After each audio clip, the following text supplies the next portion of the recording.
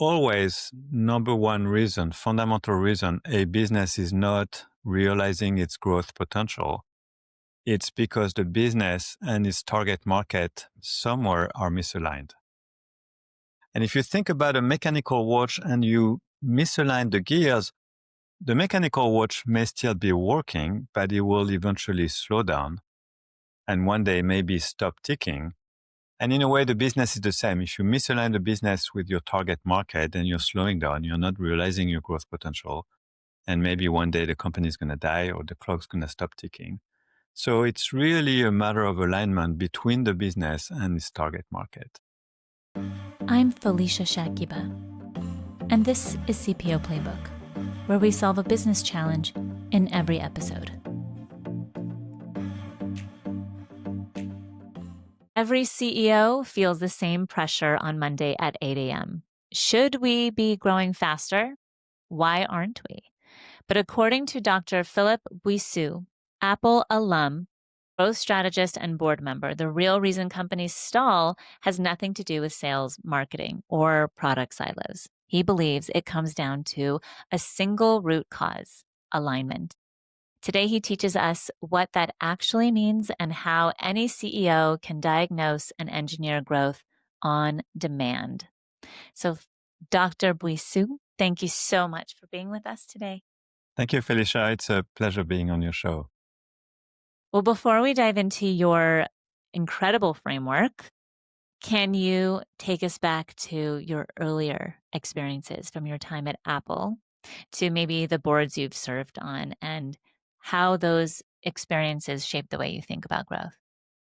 Yeah, it's a great question. I actually think that what I've learned over the years is that growth is the most fundamental way to create value. And just to clarify, when I talk about growth, I'm talking about top-line revenue growth versus the growth of the market in which the business is operating, right? Because if you are growing at 20% in a market that's growing at 50%, that's not good. You're losing market share, so you're certainly not creating value. And if you're growing at 5% in a market that's decreasing at 20%, then you're creating significant value. And so what I learned at Apple and the 25 boards that I've served on, including the 2 now, is that you have to be obsessed about top-line revenue growth, again, compared to your market growth. And what have really been puzzling me for many, many years is, what do I do as a CEO or as an entrepreneur on Monday morning at 8 o'clock to grow the business? A very, very deceptively simple question. It's a little bit like saying, what do I do on Monday morning at 8 o'clock to be a good parent? And it's like you don't really know where to start. But that's really what I've been obsessed about for many years, and trying to bring a clear answer to that deceptively simple question.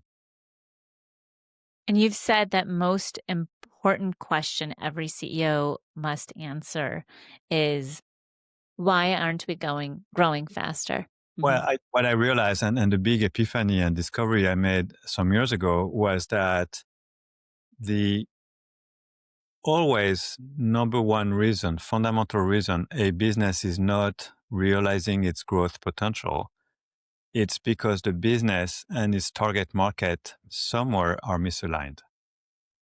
And if you think about a mechanical watch and you misalign the gears, the mechanical watch may still be working, but it will eventually slow down and one day maybe stop ticking.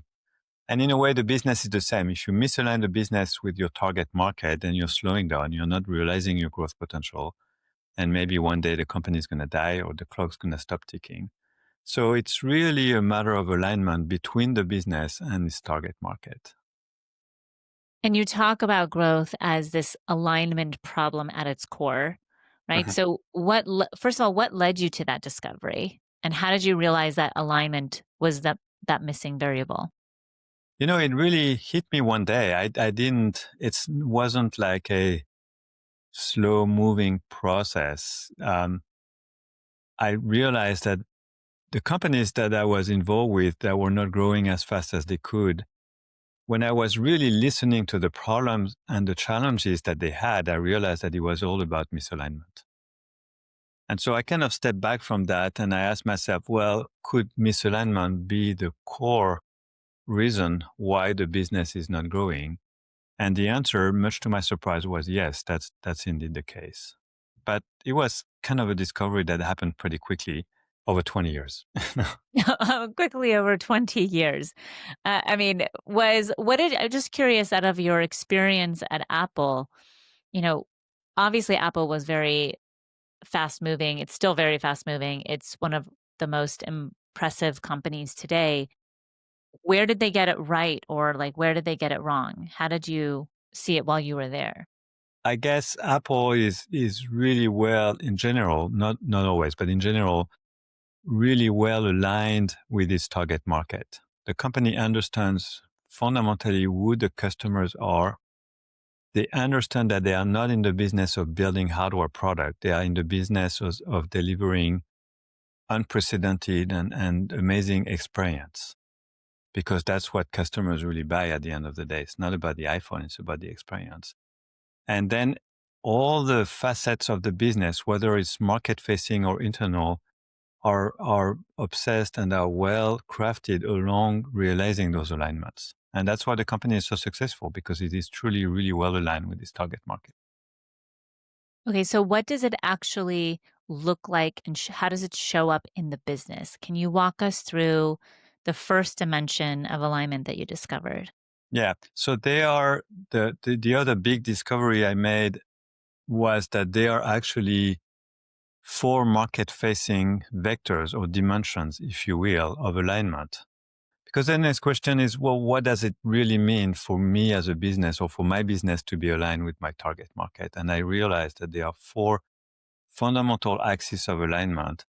And the stunning fact is that those axes of alignment are absolutely universal. I do not know any business who doesn't have to comply to those four laws of alignment, if you will.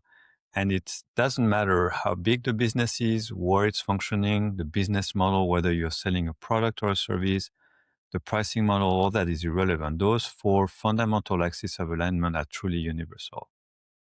And so the first one is the alignment between the pain of the customer and the claim that the business makes to address that pain. So let's say you have a headache and I show you a stomachache pill. Well, your pain and my claim are not aligned. You will never buy my product, and nor should you. So the fundamental question of what pain am I addressing, who has that pain, which defines the market, the target market, and then what claim am I putting against that pain, and are those two things aligned? That's the very first dimension and the very first axis of alignment. And once CEOs understand that first dimension, the pain, and I will say that sometimes people don't ever really get there, right? To truly understand what that pain is. So there's already I think the number of people or founders or CEOs that can get that right are even fewer, right? But what is the next layer of alignment that they should diagnose? What is, and how does that show up in real organizations? Yeah. So the second alignment is the alignment between the perception, which is how a prospect understands the claim, and the messaging, which is how I express my claim as a business. So if I go back to this analogy of the pill for your headache, let's assume that I describe it to you in Korean. I'm assuming you don't speak Korean. I don't. Even though it's the perfect product for your headache, you will never buy it because you're like, what the heck is this guy talking about? I do not understand. So if I express my claim in a language or in a way that you don't understand, even though it would be the perfect product where the pain and claim are aligned, you will never buy it because you don't understand. Your perception of what the claim is not there, and therefore the transaction is not going to happen. We'll be right back. Back to the show. Absolutely. And I would 100% agree, because even if you can understand the pain really well, uh, and Korean, I think obviously that is giving us like a clear picture of how that miscommunication happens, but you can speak in clear English to a customer and they still might not get it. Yeah. truly understanding like what that language, speaking the customer language, Well, and right? exactly. And it's not just the language, it's the lingo and the way you talk. So I give you an example. I'm a skydiver. I've done 1,000 jumps. If you were to come to me and you try to sell me a gear, right, a skydiving parachute, and you use words that we don't use in the skydiving community. So, for example, 0P, which means zero porosity, is a term that we use all the time for a wing. It's like I will immediately figure out that you have no idea what you're talking about. You've never skydived. You have no idea. There's no way I'm going to buy whatever you're trying to sell. In fact, I'm going to shut down and I'm not going to even listen. So it's not just it's just not the English or the sentences, it's the vocabulary, the construct, the narrative, the way people talk. You have to align the way you speak with the way people are used to speaking regarding their pain. And that's really critical. That's really interesting because I didn't think about that before, but now that you brought it up, that makes complete sense because you can still, I think there's a perception of, you have to be able to know the pain, have the right product for that pain, right? But also be able to present it in a way that convinces your customer that you have the credibility and the Correct. knowledge to actually solve their problem, Yeah. You have right? to speak the same language. You have to speak their language.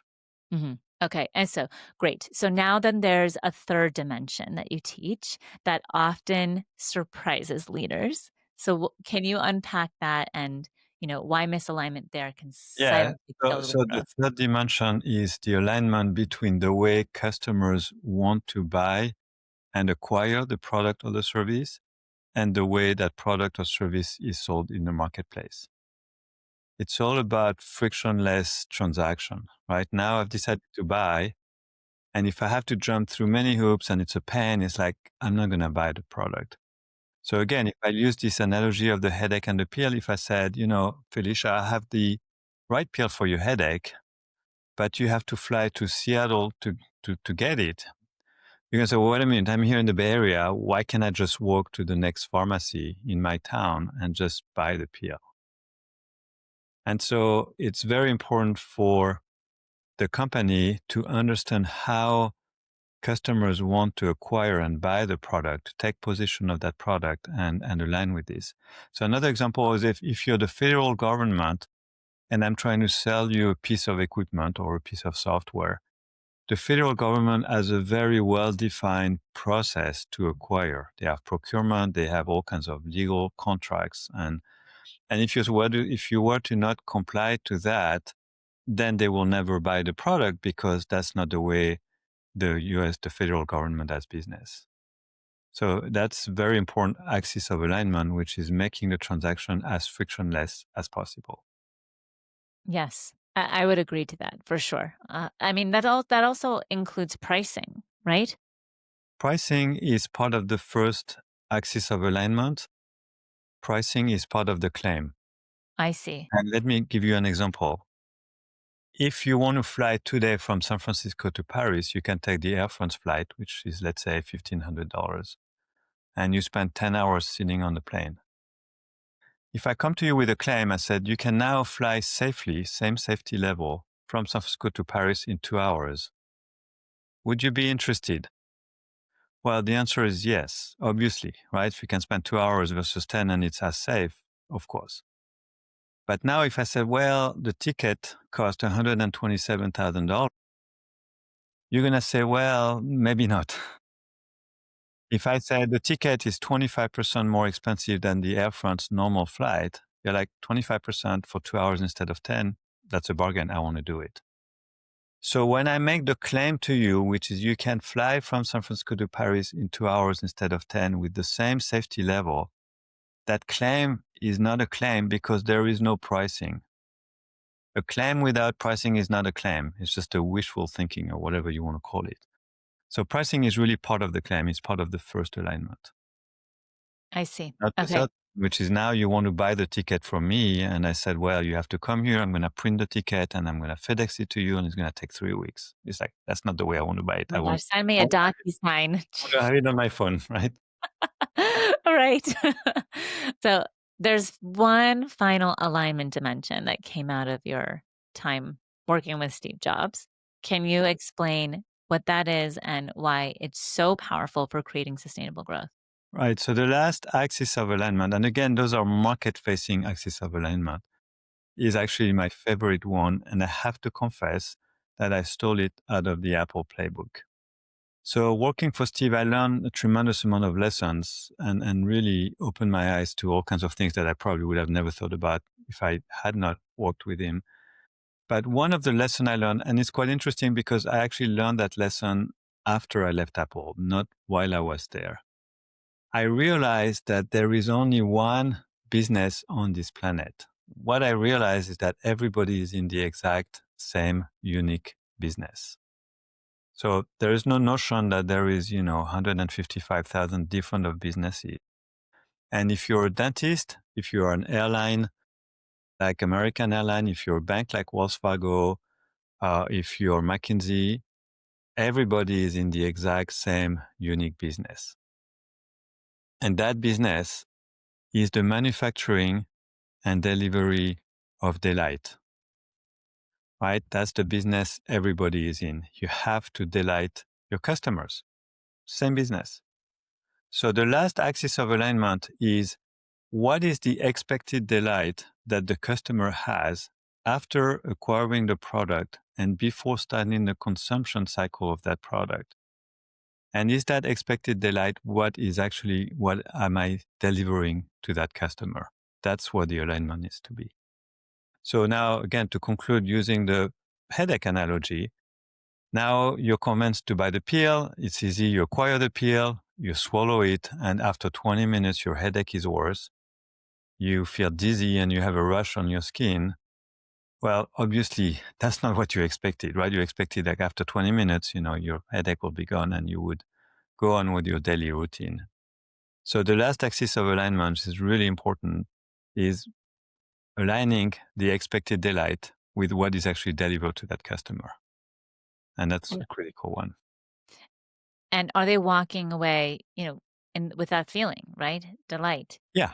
I mean, if they are delighted, then the alignment is there. So I give you another example.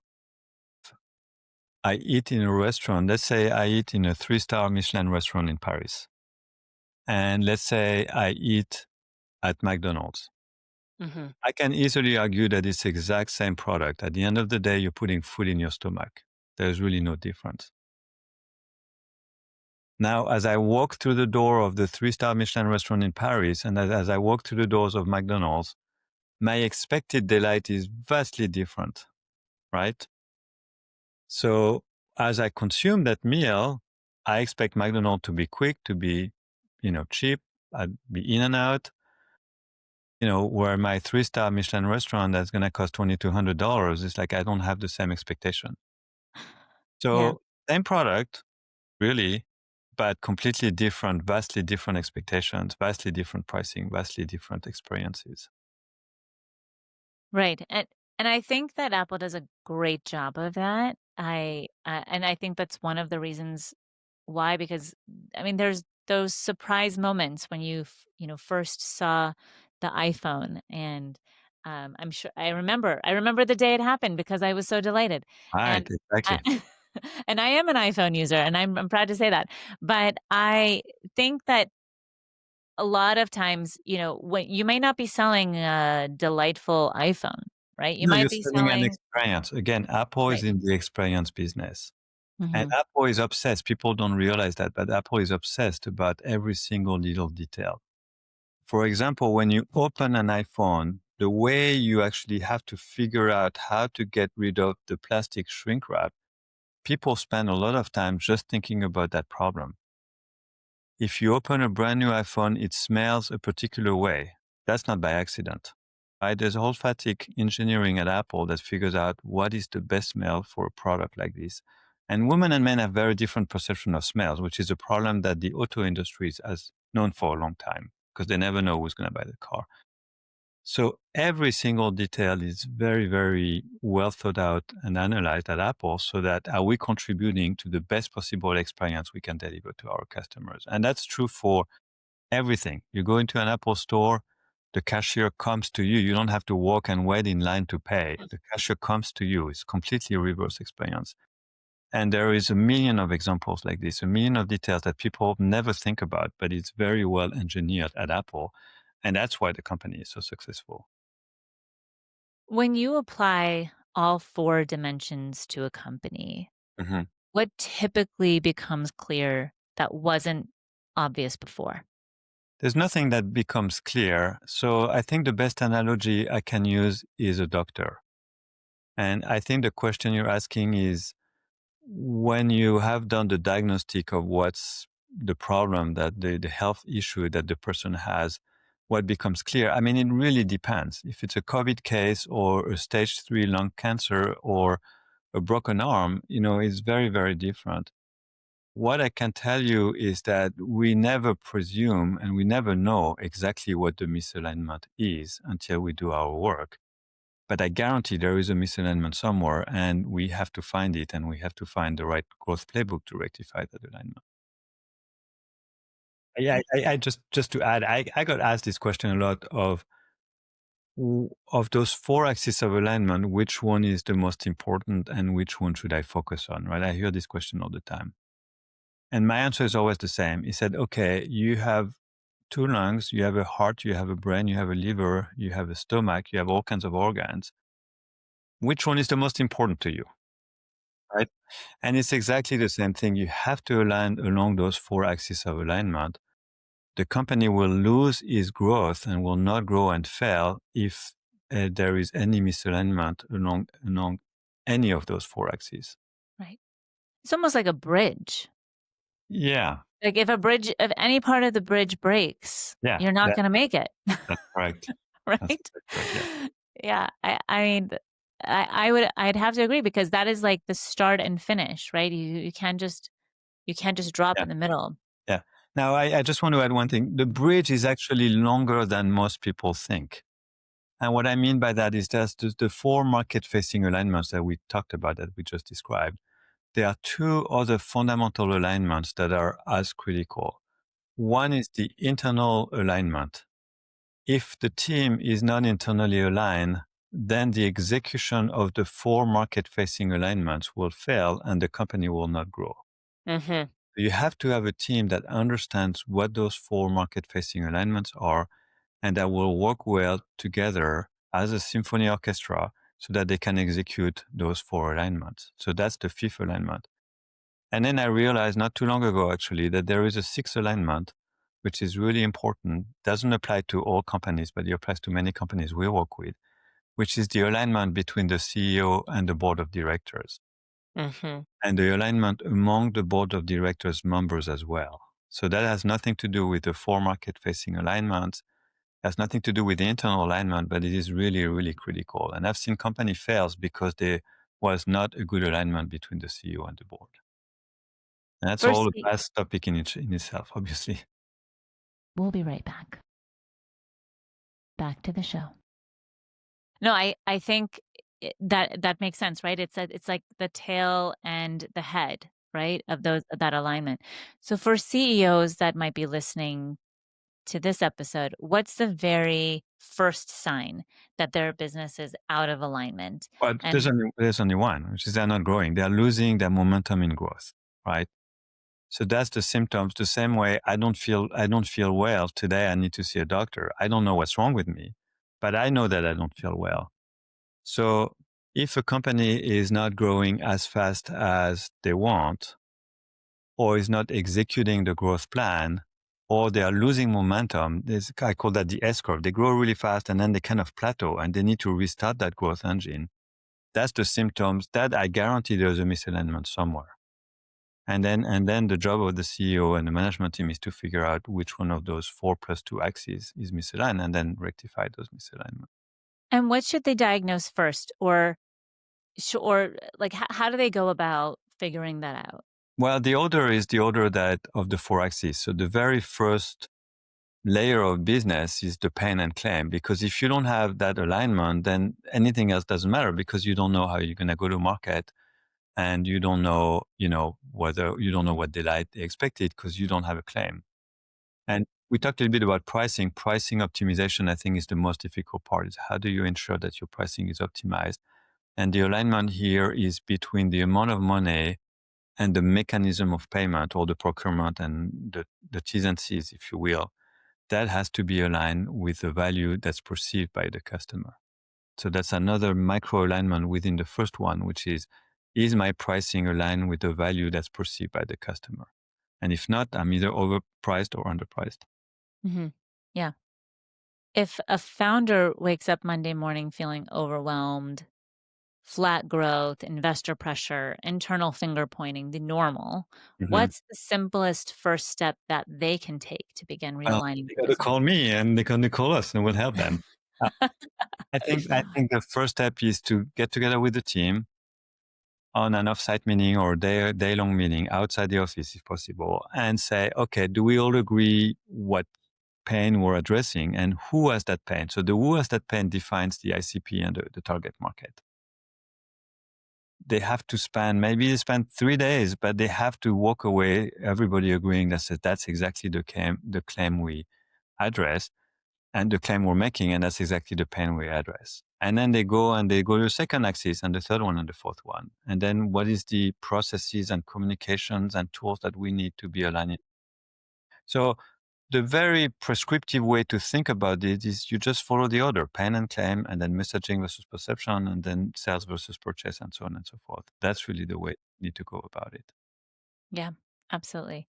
What would you say are some of the struggles or challenges that you find that's very common with the CEOs that you might work with in your world? Like, what are they struggling with the most? What's on their mind?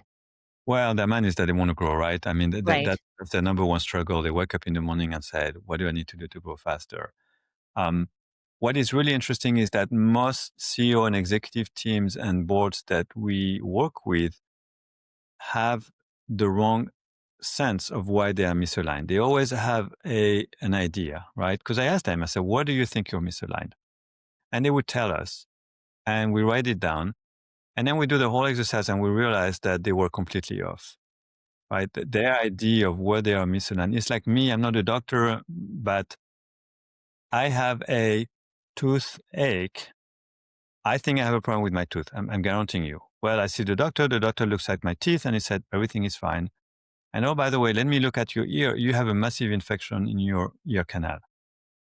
So what we see is that we usually don't pay, we write it down for chuckles, and we actually go back at the end of the project. We write down and say, remember, you told us that you were misaligned there, but our diagnostic shows that's not at all the issue. And the reason we know is because we run through an exercise that we call the market truth. It really doesn't matter too much what the team thinks. What I know, what matters to us is what does the market really thinks. And we spend a lot of time doing interviews of customers, whether they are lost customers or current customers, and prospect, whether they are current prospects or lost prospects. And we talk to them as a conversation. It's not an online survey, which I don't believe ever works. And we say, look, let's say I'm talking to a lost prospect. I said, Jack, you didn't buy the product. I don't work for the company. I know you made the right decision. You're a smart guy. You made the right decision. I'm not trying to sell you anything. I don't work for the company. But I just have a question. Why didn't you buy? We gather, and we do this in a statistically relevant way. We're very careful in the methodology that we use. And then we go back to the CEO and said, they don't buy your product because they don't like the color green that your products have. And the CEO was telling us, well, they don't buy our product because we're too expensive. And Hmm. so that's what I mean by the market truth. We have, and it has to be done by a third party. There's no way the company can do that themselves, because if I'm Absolutely. me asking, what do you think of your baby? Well, I have the best baby in the world. So we do a lot of market truth. I've worked with leaders and I've asked similar questions and I said, what is the block for you performing, you performing, the team performing, the company's performance? And I've heard them say, well, the customer's wrong.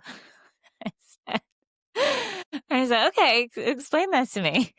He's like, I, yeah, they don't, they're wrong. They should be having this product and they're asking for this product. And I said, let's revisit that, like let's think about that conversation. That's a longer conversation, but I think it's just it's very interesting how that misalignment could be very it just can get carried away, right? Because you think, I'm in this business, I've been in this business for 20, 30, however many years. I know what I'm talking about. I've seen more businesses like you. No, you, the customer is wrong. I'm telling you what you should buy, right? And that's, I mean, they could essentially be correct, but if they're trying to sell the product and they're not truly understand. And you probably know this better than I do, but like my thought is that if the market is telling them that they want X, Y, and Z, or maybe it's that perception, right? That's misaligned of like not being able to communicate, how the business's knowledge and expertise can be leveraged, right? So, but I have heard that. Yeah, it's the analogy is that a patient comes into the doctor's office and he says, I have a headache. I have a terrible headache. And the doctor says, no, you don't. You have a stomach. I was like, based on what? So Yeah, it's exactly the same thing when somebody says the customer is wrong. It's exactly like the doctor saying, no, you don't have a headache and pushing back. It doesn't yeah. make any sense. Yeah. Yeah. Well, let me just play devil's advocate for a second for those who have like had this particular challenge, right? Like I'm an expert, I know what my customer needs. My customer doesn't have the experience to ask, for what they truly need. How would you coach But that scenario? that's a different situation, right? One is I'm not arguing with your pain. If you say I have a headache and I'm the doctor, it's like, okay, I have to work on this. I'm not gonna question you. Hmm. What you may say is that, look, I have a headache, I just need to drink a lot of water and it's gonna go away. That's what I need. And I like, no, that would be the wrong claim. So my job is to convince you that drinking water is not gonna help you, but taking an aspirin is going to help you. Right? So the customer may be wrong about the how to solve the problem, and usually they are, Right. Right. but they're never wrong about expressing their pain and their problem. That you cannot argue with. Agreed. Yeah. So to me, it's different things. I think I think what you had just said, which was, which we hear a lot, which is falling in love with the problem. I think more leaders, I think, would benefit from truly understanding how to articulate their customer problem, Right. even more so than how to articulate the solution. Right. So I call that exacerbating the pain. So when somebody comes to me with a pain, first of all, I say it back to him. I said, I think I heard that you have a headache. Is that right? Right. And then we push on that button and I want to hear how loud they're going to cry. Right. And to go back to my analogy about the tooth and the eardrum infection is that if you touch, the ear, you may not feel any. If you touch the jaw, you may not feel anything. But now I'm touching the ear and suddenly it triggers the pain. So you're right. You have to really be able to understand and listen to the pain carefully and then repeat it back. And then actually, if there's a button that you can push on the button in a gentle way, obviously. You don't Right. scream. But that really, I call that pain confirmation. You really have to to make sure that this is the pain. And now you have a good framework. You understand the pain, and you can then you can then see whether your claim is aligned with that pain. Or Yeah.